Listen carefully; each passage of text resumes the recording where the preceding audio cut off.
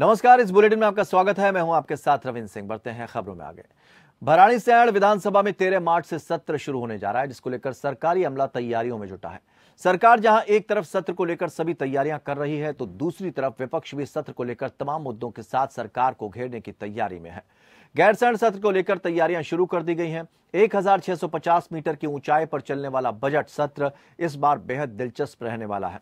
13 मार्च से 18 मार्च तक गैरसैंण में बजट सत्र होना है। बजट सत्र को लेकर मंत्री गणेश जोशी ने बताया कि सरकार लोगों के विकास को लेकर संजीदा है और लोगों के विकास को ध्यान में रखते हुए बजट घोषित किया जाएगा। इसके साथ ही विपक्ष भी इस बार सरकार को घेरने की पूरी तैयारियां कर चुका है। कांग्रेस के वरिष्ठ नेता और चक्राता से विधायक प्रीतम सिंह का कहना है कि इस बार सत्र में सरकार को घेरने के लिए हमारे पास तमाम मुद्दे हैं। सत्र की अवधि में उन्हें समाहित करना भी कठिन है, लेकिन फिर भी सभी मुद्दों को सदन में उठाया जाएगा। है वो जो वर्तमान स्थिति है, वो मूल निवास और जो है हिमाचल की तर्ज पे जो भू कानून है, उसको लेके इस समय सर्वप्रथम आवश्यकता इस उत्तराखंड को बचाने की आन पड़ी है और स्थायी राजधानी की। क्योंकि इस पे अगर सरकार ने निर्णय नहीं लिया तो ये पूरे प्रदेश के अंदर, जनता के अंदर एक आक्रोश की स्थिति पैदा हो रही है, क्योंकि हमारे हाथ से सब कुछ निकलता चला जा रहा है। और जिस प्रकार से ये हम केवल वर्षों में इसको जो है गिनते चले जा रहे हैं, स्थापना दिवस मनाने जा रहे हैं, श्रद्धांजलियां दिए जा रहे हैं, और ये वर्षों करते करते हम 22 से 23वें साल में प्रवेश कर गए।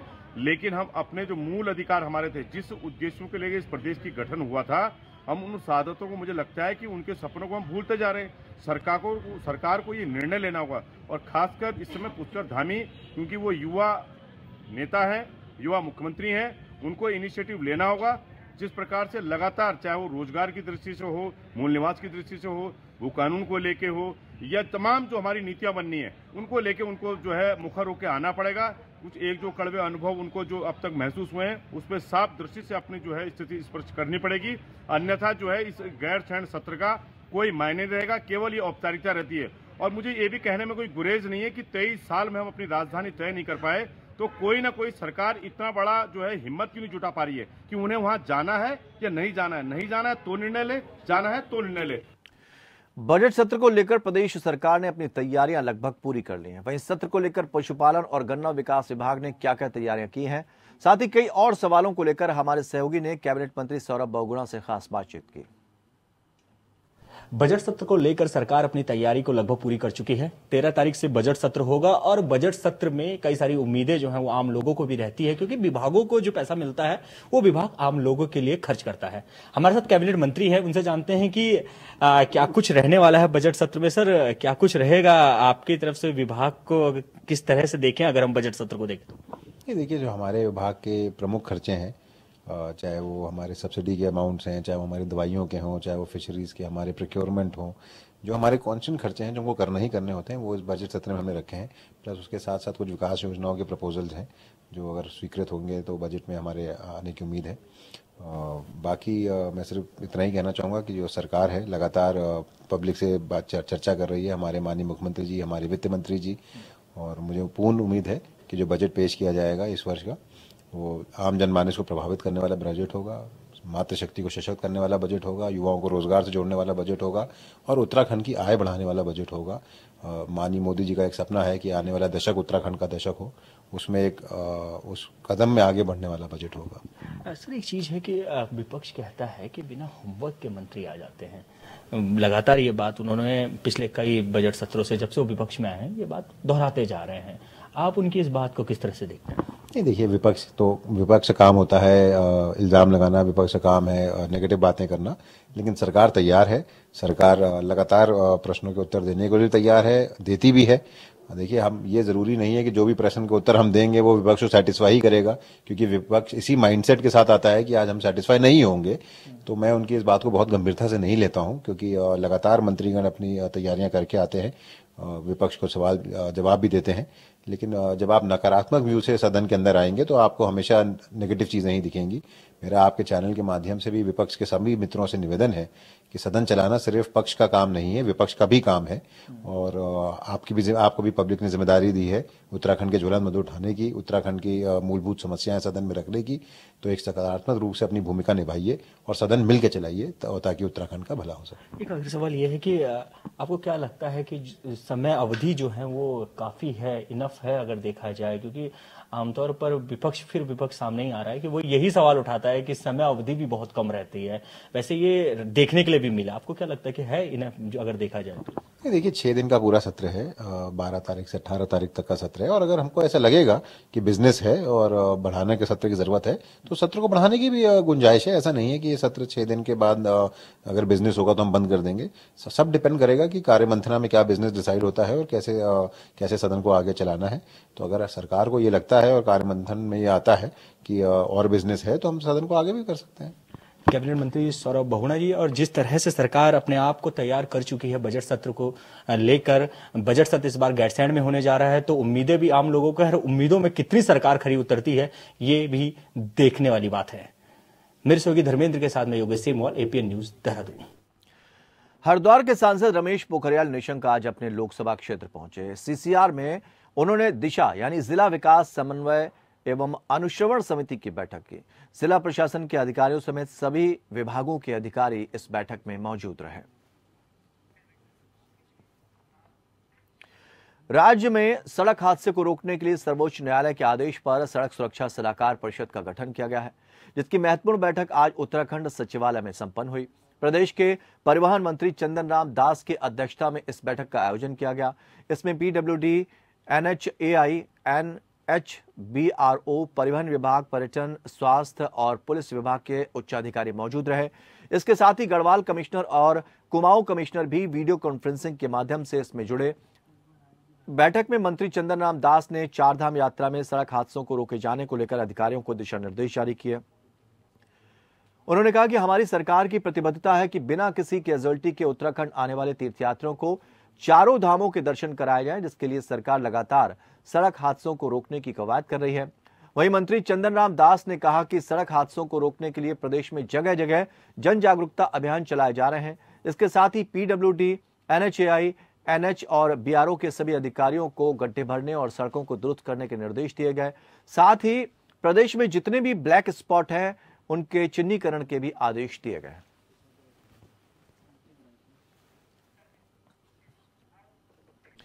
देहरादून नगर निगम ने इस साल 50 करोड़ रुपए का हाउस टैक्स निर्धारित किया है। नगर निगम के मेयर सुनील उनियाल गामा ने इसकी जानकारी दी।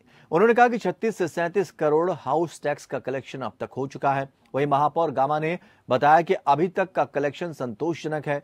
उन्होंने कहा कि फरवरी और मार्च में और बेहतर कलेक्शन होने की उम्मीद की जा रही है, जिसको लेकर नगर निगम अपने स्तर पर प्रयास कर रहा है।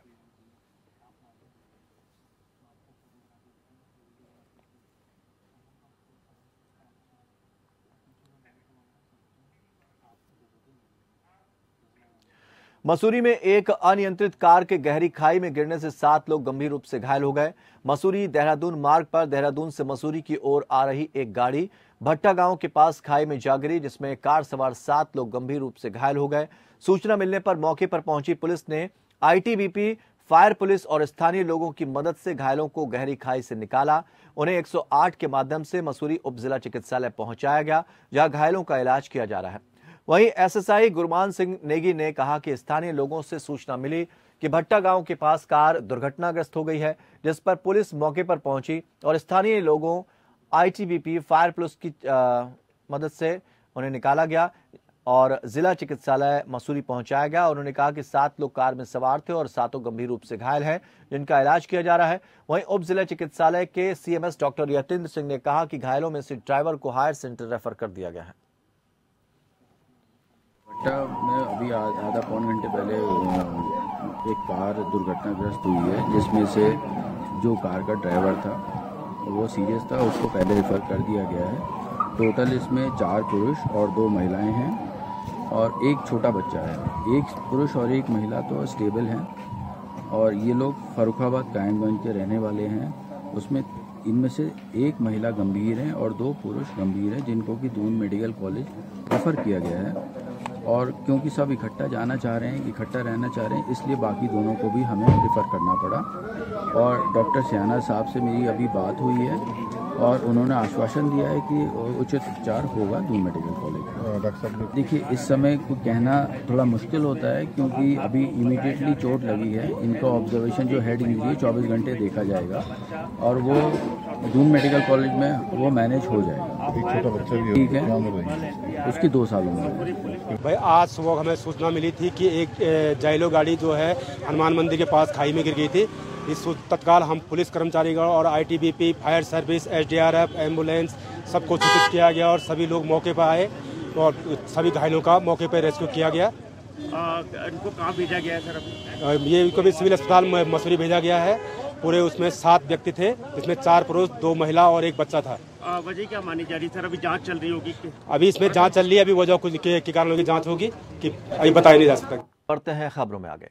सड़क दुर्घटनाएं कम करने और ट्रैफिक नियम के प्रति जागरूक करने के लिए देहरादून आरटीओ द्वारा लगातार जन जागरूकता अभियान चलाया जा रहा है। इन अभियानों में विक्रम चालक, ऑटो चालक और दूसरे प्रकार के वाहन चालकों को ट्रैफिक नियम के प्रति जागरूक किया जा रहा है। इसके अलावा स्कूल के बच्चों को भी ट्रैफिक नियमों के बारे में जागरूक किया जा रहा है। साथ ही साथ भविष्य में वो किस प्रकार से गाड़ी को चला सकें, इसको लेकर भी उनको जागरूक किया जाता है। इन अभियानों के जरिए चालान से बचने के लिए किन नियमों का पालन करना चाहिए, ये सब भी बताया जाता है। आरटीओ प्रवर्तन शैलेश तिवारी ने बताया कि पिछले 10 से 12 महीनों में आरटीओ देहरादून द्वारा ऐसे 85 के करीब जन जागरूकता अभियान चलाए जा चुके हैं। उन्होंने कहा कि लोग ज्यादा से ज्यादा ट्रैफिक नियमों का पालन करें और नियमों के प्रति जागरूक रहें, यही हमारा उद्देश्य है। कई तरीकों से हम लोग काम करते हैं परिवहन विभाग में। हमारा फोकस अलग अलग होता है, अलग अलग परिस्थितियों में। हम लोग इन्फोर्समेंट भी करते हैं, गाड़ियों के चालान भी करते हैं, सीज भी करते हैं। साथ साथ हम लोग एक पैरेलल काम और भी करते हैं। वो काम होता है लोगों को जागरूक करना। अगर लोगों को जागरूक कर दोगे तो कई बार क्या होता है कि नियम का पालन करना शुरू कर देते हैं हम लोग। हम उनको बताते हैं कि क्या क्या चीज़ करना चाहिए आपको, क्या नहीं करना चाहिए, किस करने से आपका दुर्घटना हो सकती है, आपकी गाड़ी की है, आपका चालान हो सकता है, इन सब चीज़ों से कैसे बच सकते हैं आप हैं। तो हम लोगों ने विगत 10-12 महीनों में 85 हम लोगों ने जन जागरूकता अभियान चलाए हैं। इसमें हम लोग क्या करते हैं, कई बार स्कूलों में, कॉलेजों में जाते हैं। कई बार हम लोग टैक्सी स्टैंड हैं जहाँ ड्राइवर इकट्ठे रहते हैं, ऑटो वाले हैं, विक्रम वाले हैं, मैजिक वाले हैं, मैक्सी कैब चलाने वाले लोग हैं, इनके बीच भी जाते हैं हम लोग हैं और इनको बताते हैं कि कैसे गाड़ी ड्राइव करना चाहिए, कैसे आप चालान से बच सकते हो, कैसे दुर्घटनाओं से भी बच सकते आप हैं। साथ ही साथ स्कूल के बच्चों को भी हमने बीच में बुलाया था आरटीओ ऑफिस। स्कूल के बच्चे भी हमारे ऑफिस में आए थे, उनको भी बताया था कि आरटीओ ऑफिस में कैसे काम होता है और कैसे आपको आगे जब बड़े हो जाओगे तो कैसे ड्राइव करना है, पेरेंट्स को क्या क्या चीज़ों को बताना आपको है। साथ ही साथ अभी फर्स्ट रिस्पॉन्डर की ट्रेनिंग भी करवाई हमने। मानवाधिकार संरक्षण एवं भ्रष्टाचार निवारक समिति देहरादून ने नशे को लेकर किए जा रहे कार्यों की जानकारी दी। मानवाधिकार संरक्षण एवं भ्रष्टाचार निवारण समिति के अध्यक्ष ललित मोहन जोशी ने बताया कि युवा संवाद कार्यक्रम के जरिए बीते 15 वर्षों से नशा उन्मूलन को लेकर प्रयास किए जा रहे हैं। 2005 में हल्द्वानी से इस अभियान की शुरुआत की गई थी और अब तक लाखों युवाओं को नशे के खिलाफ जागरूक किया जा चुका है और आगे भी ये अभियान निरंतर जारी रहेगा। अभी तक 40,000 से ज्यादा युवाओं से सीधा संवाद कर नशे के दुष्प्रभावों से अवगत कराते हुए नशे से दूर रहने की शपथ दिलाई गई है। उत्तराखंड में बिजली संकट ने सरकार की नींद उड़ा रखी है। राज्य में इस साल बारिश कम होने और गैस से चलने वाले बिजली उत्पादन केंद्रों के बंद होने से राज्य में बिजली संकट गहराता जा रहा है। इस संकट से उबरने के लिए राज्य सरकार केंद्र से मदद मांग रहा है, जिसके लिए मुख्यमंत्री पुष्कर सिंह धामी की आज शाम केंद्रीय ऊर्जा मंत्री से मुलाकात भी होनी है। सरकार को उम्मीद है कि इस बैठक में कोई हल जरूर निकलने वाला है, जिससे उत्तराखंड में बिजली संकट से उबरने में मदद मिलेगी। अभी भी राज्य में बिजली उत्पादन और सेंट्रल पुल कोटे की बिजली को मिला दिया जाए तब भी राज्य में 20,000 यूनिट की कमी पड़ रही है। ऐसे में राज्य की नजर उन बंद पड़े उत्पादन केंद्रों पर है जो गैस की मदद से चलते हैं, जिनको चलाया जा सकता है। इसको लेकर राज्य के मुख्यमंत्री की शाम 5 बजे केंद्रीय ऊर्जा मंत्री के साथ एक अहम बैठक होने वाली है। सचिव ऊर्जा आर मीनाक्षी सुंदरम का कहना है कि अभी भी बिजली संकट लगातार बना हुआ है। बारिश कम होने की वजह से यह संकट पैदा हुआ है। उन्होंने कहा कि राज्य सरकार बिजली संकट से उबरने के लिए गैस आधारित विद्युत प्लांट पर काम कर रही है, लेकिन अंतर्राष्ट्रीय स्तर पर गैस के रेट अभी ज्यादा हैं। उम्मीद है कि जल्द ही गैस के रेट कम होंगे और बिजली की सप्लाई कर सकेंगे।